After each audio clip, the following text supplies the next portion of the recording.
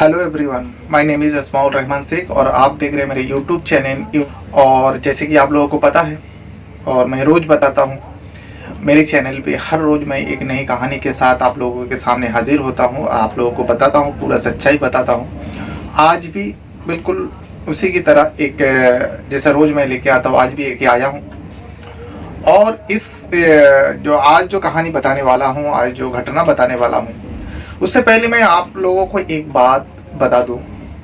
आपने अक्सर देखा होगा या सुना होगा, उस घर में सबसे ज़्यादा खुशी होती है, खास करके उस महिला के लिए सबसे ज़्यादा खुशी होती है अगर किसी महिला की, किसी लड़की की शादी हो जाती है।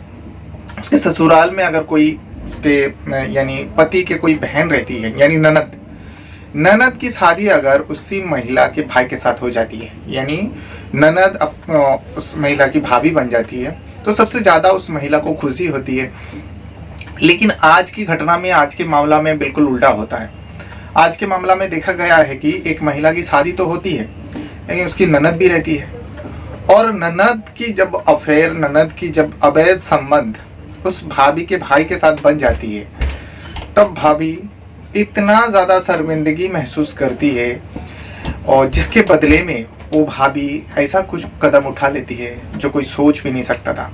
उस भाभी ने उस ननद की बेरहमी से हत्या कर दी, और हत्या करने के बाद उसको इस सातिर अंदाज में उस मर्डर को अंजाम दिया, उस मौत को अंजाम दिया, जैसे पूरा एकदम फिल्मी स्टाइल में, जैसे कोई किसी को पता ही ना चले इस महिला की मौत कैसे हुई और मारने वाला कौन है। लेकिन पुलिस की इन्वेस्टिगेशन और पुलिस की शक के भी जब पुलिस को शक हुआ, पुलिस तो पहले तो वही सोच रहा था चलो हादसा है या सुसाइड है, लेकिन पुलिस को जब थोड़ा सा शक हुआ, उसी शक के बिना पर जब चलते चलते पुलिस एक सच्चाई तक पहुंचता है, तब इस भाभी के नाम सामने आती है और आखिर उस भाभी को धर ली जाती है और उसे जेल भेज दी जाती है। तो आज इसी कहानी के बारे में बताऊंगा, इसी घटना को आप लोगों को सुनाऊंगा, आप लोगों को ये भी बताऊंगा ये कहानी कहाँ का है और कब का है। तो फिर चलिए जानते हैं पूरा घटना आखिर क्या है।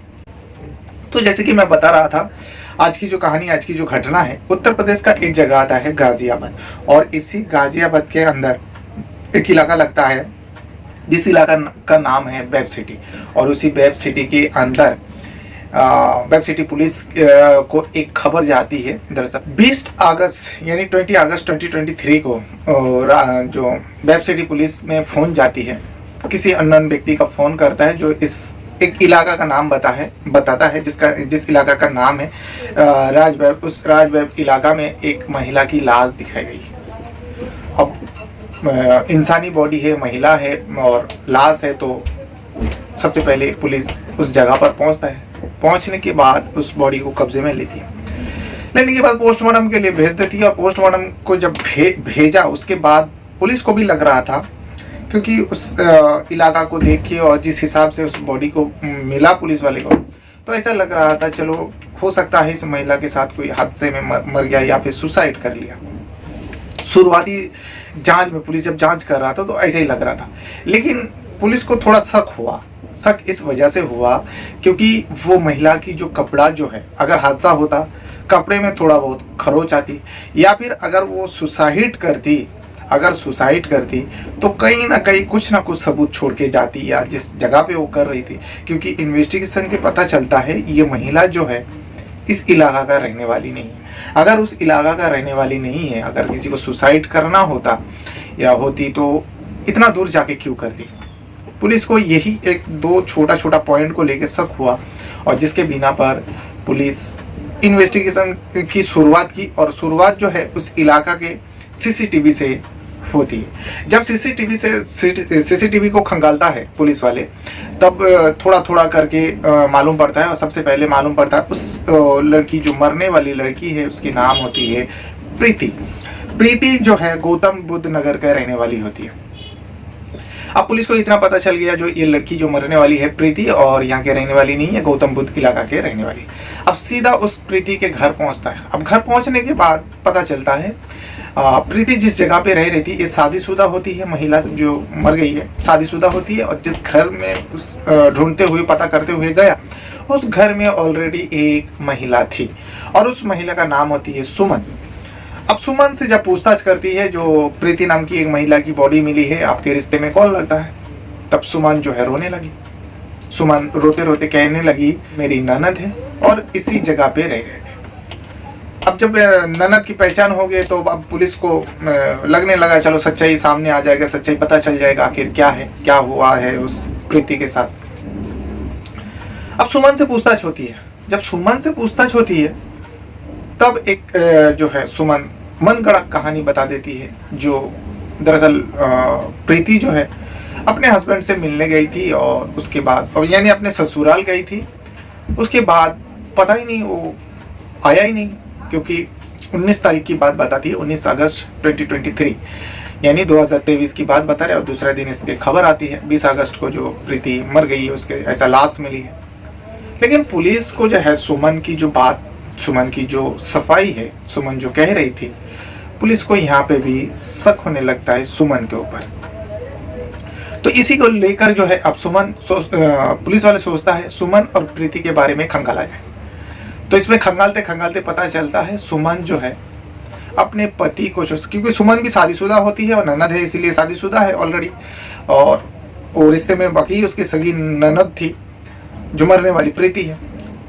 अब पुलिस वाले को लग रहा है जो ये शादीशुदा होकर सुमन क्यों यहाँ पे रह रही थी। तो सुमन का खंगाला तो पता चलता है सुमन जो है अपने पति से अलग रहती इस वजह से क्योंकि उन दोनों के बीच में और परिवार के बीच में जम नहीं रहा था।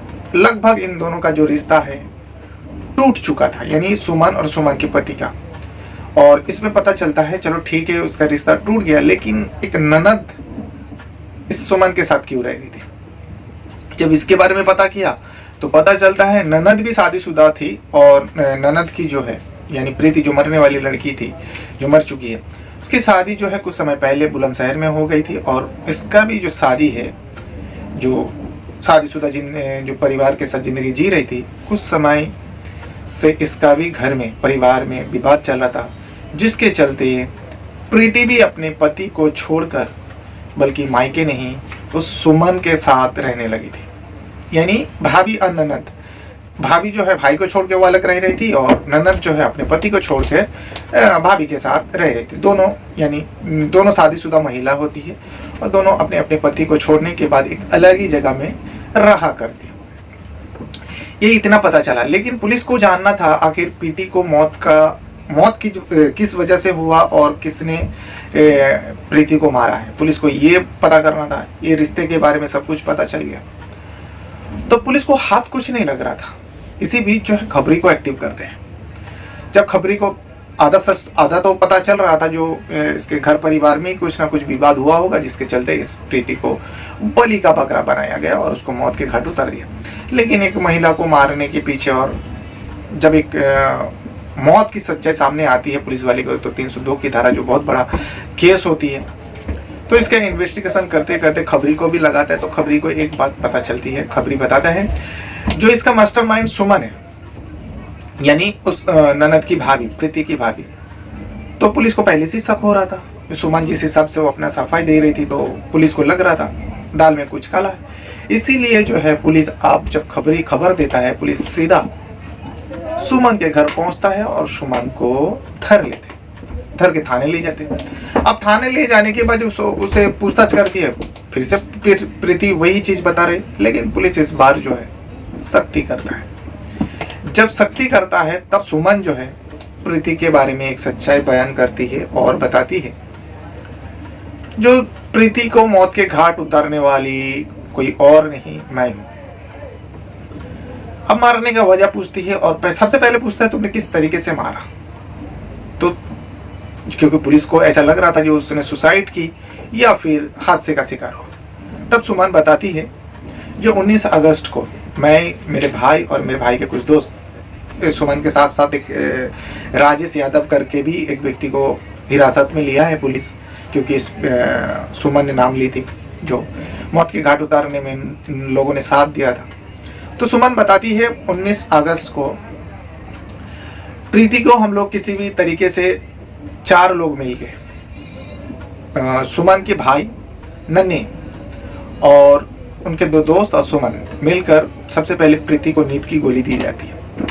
जब नींद की गोली दी जाती है तो वो बेहोश हो जाती है, इतने ज़्यादा ओवरडोज हो जाती है तो वो बेहोश हो जाती है। और उसी बेहोशी का फ़ायदा उठा के चारों ने मिलकर उस प्रीति को पानी में डाल देते हैं, यानी पानी में डुबो के उसको मार देती है। अब जिसके चलते वो सांस नहीं ले पा रही थी, पानी में डूब गया, ऑलरेडी बेहोश थी और मर जाती है। और उसकी बॉडी को यानी घर से काफ़ी दूर लेके गए थे, वहाँ नींद की गोली दी, फिर उसके बाद वहाँ छोड़ के आ जाते। अब जब छानबीन हो रहा था तो पता चला। अब पुलिस को जानना था, चलो ठीक है ये इस तरीके से तुमने मौत के घाट उतारा, लेकिन सबसे बड़ी वजह तुमने अपने ननद को क्यों मारा, मारने का पीछे का मोटिव क्या है, पुलिस को ये जाननी थी। तो सुमन इसमें बताती है जो इसके वजह से हम लोगों का, हम खास करके सुमन और सुमन के परिवार की इज्जत जो है, लोग किचड़ उछड़ रहे थे उनको परिवार में, और वजह थी अवैध संबंध। जो प्रीति थी, प्रीति का जो है अवैध संबंध इसके भाई के साथ, नन्हे के साथ थे। यानी प्रीति अपने पति को छोड़ने के बाद जो सुमन के साथ रह रही थी, उसी घर में जो है सुमन के भाई भी रहा करते थे। तो इसी बीच जो है प्रीति का अवैध संबंध सुमन के भाई के साथ हो जाती है, और जिसको चलते काफ़ी दिन हो जाता है और लोगों को पता चलती है। इसको लेके तरह तरह की बात होते हैं, लोग ताना मारते हैं, और जिसको लेकर परेशान हो जाती है सुमन और सुमन के परिवार। फिर सुमन ठान लेती है जो इस प्रीति को सबक सिखाना पड़ेगा, और सबक सिखाने के लिए वो सीधा मौत की साजिश रच डालती है। जब मौत की साजिश रचती है और मौत में 3 लोगों को साथ में ले लेती है, वो अपने भाई, अपने सगे भाई को ले लेती है, जिसके साथ उसके अफेयर था, यानी अवैध संबंध चल रहे थे, और भी राजी हो जाता है। उसके बाद उसका 2 दोस्त, अब बदनामी की वजह से वो अपनी ननद को मार देती है। मारने के बाद फिर उसको बॉडी को कहीं दूसरी जगह फेंक देते हैं। पुलिस को ये सारी चीज़ बताया, लेकिन बताने के बाद जब उस भाई की तलाश करता है, सुमन के भाई की, जो जिसने अवैध संबंध में उनके साथ जुड़े हुए थे, और उसके बाद फिर मौत के घाट उतारती बहन के कहने पर, लेकिन वो दोनों फरार हो गए। जो नन्हे हैं और नन्हे के एक दोस्त को तो पकड़ लिया, राजेश यादव, लेकिन नन्हे और नन्हे के एक दोस्त फरार चल रहे हैं, और अभी भी फरार है। करीब करीब महीना भर होने को है, अभी तक उन दोनों का कुछ खबर नहीं। लेकिन फिलहाल इस सुमन और राजेश को पुलिस, जो गाजियाबाद पुलिस है, वेब सिटी का पुलिस, उसको हिरासत में लेते हैं, फिर उसको कोर्ट पेश करती है, और कोर्ट में पेश करने के बाद उन दोनों को जेल भेज देती है। जेल भेजने के बाद ही ये प्रेस कॉन्फ्रेंस करते हैं, फिर मीडिया में ये जो गाजियाबाद की वेब सिटी का पुलिस है, ये सच्चाई बताते हैं जो इस तरीके से सुमन ने अपनी ही ननद को मौत के घाट उतारी, और मौत के घाट उतारने का पीछे का जो वजह बताई, बदनामी। यानी वो अपने भाई को नहीं समझाती है, बल्कि उस महिला को ही, जो अपने उसके ननद थी, उसको समझाने के लिए उसके मौत का कारण बन जाती है, और जिसके वजह से वो जेल चली जाती है। ये था वो पूरी सच्चाई, पूरी घटना। आप चाहे तो पता कर सकते हो। ये गाजियाबाद से आया हुआ वेब सिटी का है, और ये 19 अगस्त को प्रीति को मौत के घाट उतरती है। फिर 20 अगस्त को किसी इंसान को दिखाई देता है उनका बॉडी, उस प्रीति की बॉडी को। जब पुलिस को खबर देती है तब पूरा सच्चाई सामने आती है। ये था वो घटना। अपने साथ साथ अपना परिवार का भी बहुत ज़्यादा ख्याल रखिएगा, और इस वीडियो को देखने के लिए आपका बहुत बहुत धन्यवाद करता हूँ। Thank you very much.